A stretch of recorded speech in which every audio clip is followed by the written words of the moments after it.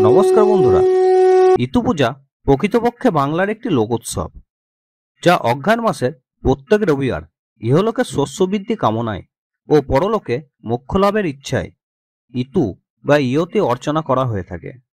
সাধারণত কার্তিক মাসের সংক্রান্তির দিনে এই ইতু পূজার সূচনা হয় এবং অঘ্রাণ মাসের সংক্রান্তিতে এই ইতু পূজার সমাপ্তি হয়।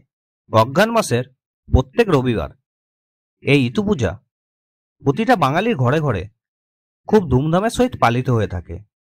এই ব্রত কুমারী, সধবা, বিধবা সবাই করতে পারেন। তবে এই ব্রতের পিছনে রয়েছে এক লোকপ্রিয় ও প্রচলিত কাহিনী। প্রাচীনকালে এক দেশে এক গরিব ব্রাহ্মণ তার স্ত্রী ও দুই মেয়েকে নিয়ে থাকত। ব্রাহ্মণ ভিক্ষা করে যা আদায় করত তা দিয়েই তাদের সংসার চলত। ব্রাহ্মণের মনে একদিন সাধ জাগে পিঠে খাওয়ার, তাই অতি কষ্টে সে ভিক্ষা করে চাল, নারকেল, গুড়, তেল ইত্যাদি দ্রব্য সামগ্রী জোগাড় করেন এবং ব্রাহ্মণীকে পিঠে বানাতে বলেন এবং ব্রাহ্মণীকে বলে দেন এই পিঠে থেকে যেন একটিও কাউকে না দেওয়া হয়।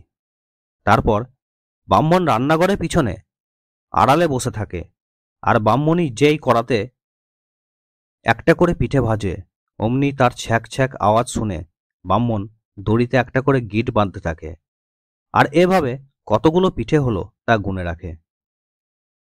এরপর ব্রাহ্মণী যখন তার স্বামীকে পিঠে খেতে দেয়, তখন ব্রাহ্মণ দড়ির গিট খুলতে খুলতে খেয়াল করে যে দুটো পিঠে কম পড়ছে।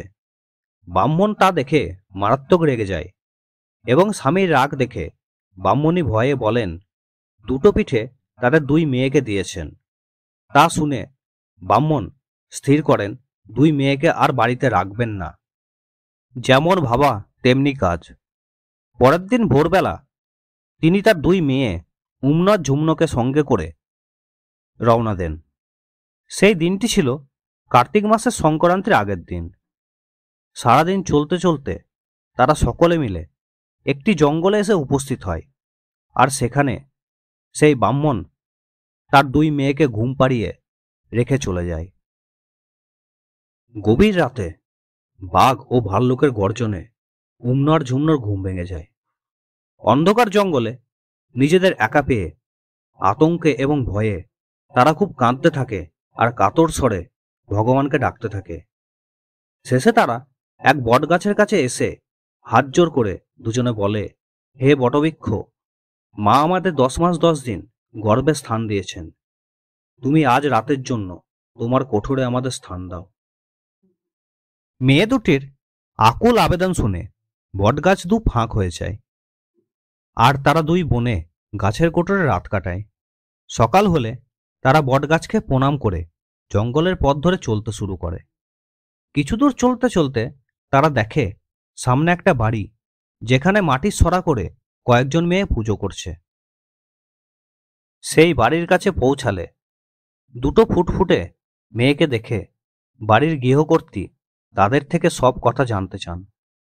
তখন দুই বোন কাঁদতে কাঁদতে সব কথা খুলে বলেন। উমনার ঝুমন তখন গিন্নিমার কাছে জানতে চান বাড়ির মেয়েরা ঘটে করে কি পুজো করছে। গিন্নিমা উত্তরে জানান যে সেই পুজোর নাম ইতু পুজো। আগের দিন উপোস করে থাকলে তবেই এই পুজো করা যায়। এই কথা শুনে উমনার ঝুমন গিন্নিমাকে জানায় যে তারা আগের দিন থেকেই অনাহারেই আছে। তখন গিন্নিমা তাদের জন্য পুজোর জোগাড় করে দেয়, আর তারা কার্তিক মাসের সংক্রান্তিতে ইতু পুজো করতে শুরু করে।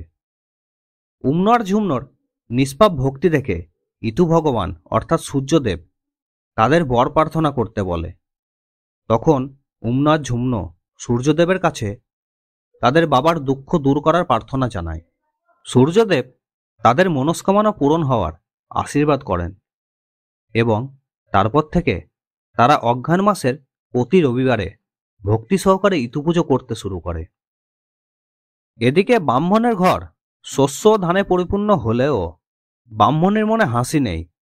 মেয়েদের দুশ্চিন্তায় খালি চোখের জল ফেলে। এমন সময় একদিন উমনার ঝুমন বাড়ি ফিরে আসে। মেয়েকে দেখে ব্রাহ্মণের মনের আনন্দের শেষ থাকে না। তারা বাবা মাকে জানায় যে ইতু পুজো এবং সূর্যদেবের আশীর্বাদের ফলেই তাদের পরিবারে এত সচ্ছলতা এসেছে। সব শুনে ব্রাহ্মণেও ইতু পুজো করতে শুরু করে এবং তাদের সচ্ছলতা আরও অধিক পরিমাণে বৃদ্ধি পায়। এভাবেই ইতু পুজোর মাহাত্ম্য সারা বাংলায় ছড়িয়ে পড়ে।